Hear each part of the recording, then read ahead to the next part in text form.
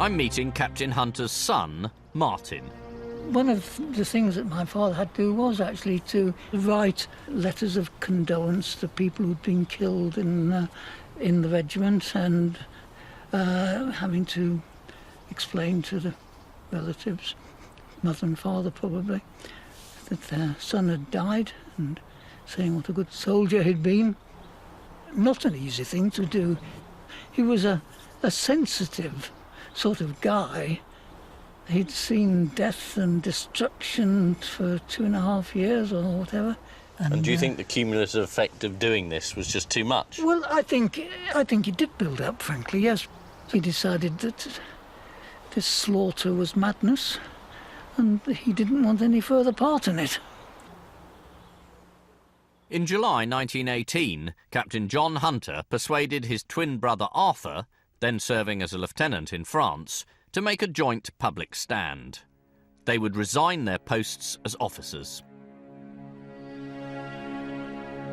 It must have been a difficult decision.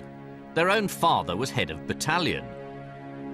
It was his task to encourage young men to join the fight.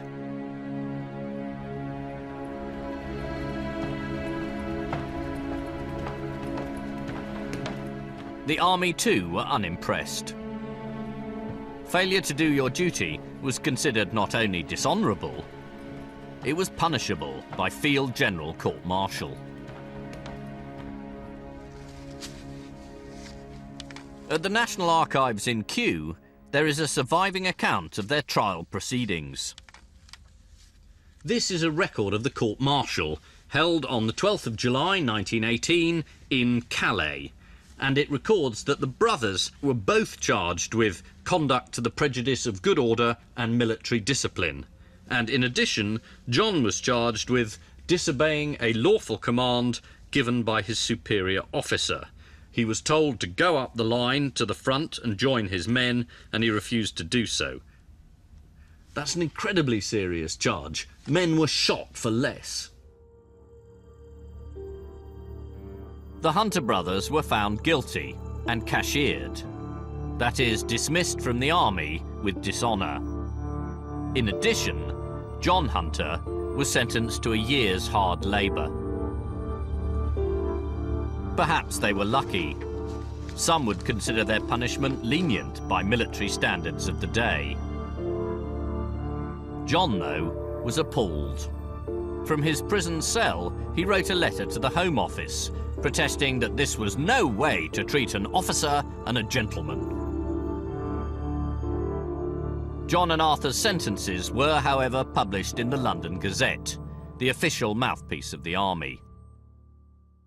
It was a very public humiliation.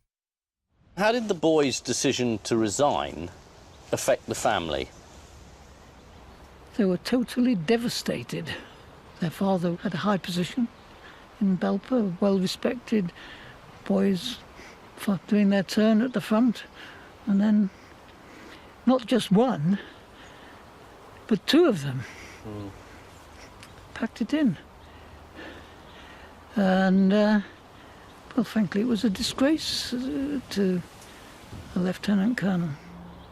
Did they ever manage to rebuild their relationship with their father? I don't think my father did. I think he was ostracised, if that's the right word. My grandfather cut contact, and I don't think the family recovered.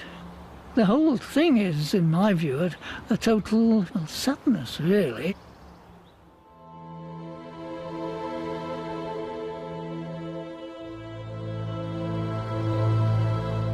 Back in Belper, the community was no less forgiving. Like all Conchis, the brothers lost their right to vote. And nobody would employ them. John could only find part-time work as a door-to-door salesman. Arthur eventually emigrated. At Highfields, the Hunter family home, their father struggled to come to terms with the stigma of his son's actions.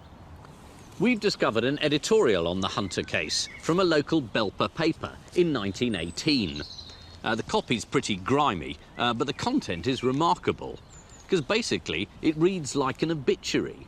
It says there is widespread sympathy with Colonel Maurice Hunter in the blow, and that's the word they use, which has fallen on his family through his 2 sons being dismissed from the army. Then it goes through their military career as though they were dead and ends up again offering sympathy to Colonel and Mrs. Hunter, their relatives and friends. Given that this piece is surrounded by accounts of other local Belper men killed in action, you do get the feeling that it would have been better if the Hunter brothers had died too. Lieutenant Colonel Hunter never forgave his sons. While he maintained close contact with the 3rd triplet, Maurice, who stayed in the army, he shunned John and Arthur. Until his death in 1946, it appears he never spoke to them again.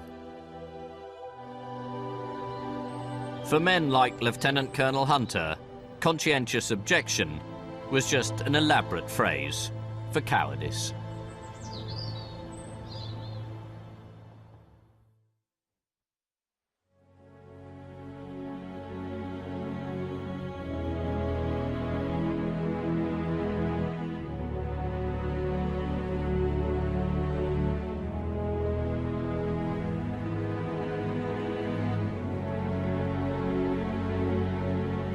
This is Tynecott Cemetery near Ypres.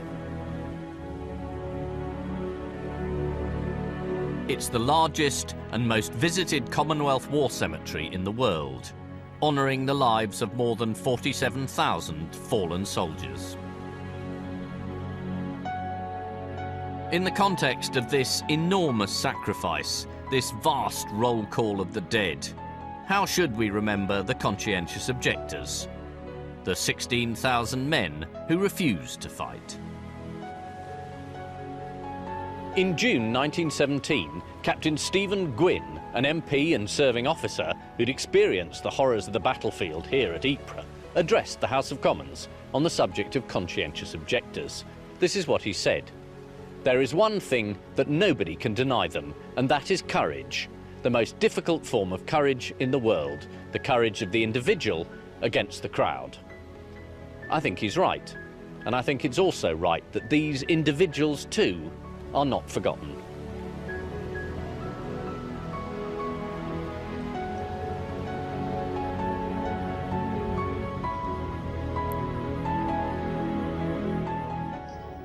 Also not forgotten are the 45,000 men who built an underground world in that Belgian cornfield, discovering the lost World War I bunker.